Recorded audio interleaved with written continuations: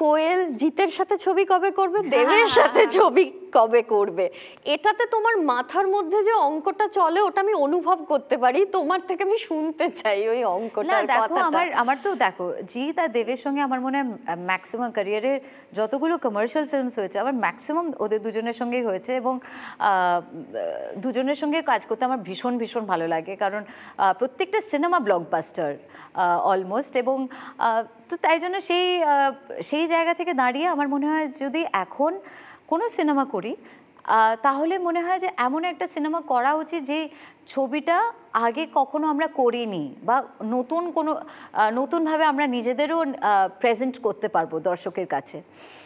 যেই ধরনের ছবি করে ফেলেছি সেইগুলো রিপিট করার তো কোনো মানে দাঁড়ায় না। ইনফ্যাক্ট আমি চাইবো মানে হয়তো তারা অন্য কারোর সঙ্গে করলে আমার একটু চোখে ফ্রেশ লাগবে, মনে হবে বা ভালো লাগছে। একটা ম্যাচিওরড লাভ স্টোরি তো হতে পারে। তোমার আর জিতের জুটিটা এত ভালো, যখন স্বার্থপরের স্পেশাল স্ক্রিনিং এও জিত এসছে, তোমাদের দুজনের যে ছবিটা ওটা ভাইরাল, দুজনকে পাশাপাশি দাঁড়ালেই এত দেখতে কেন সুন্দর লাগে, এটার কোনো উত্তর আমাদের কাছে নেই, কিন্তু লাগে, এটা সত্যি।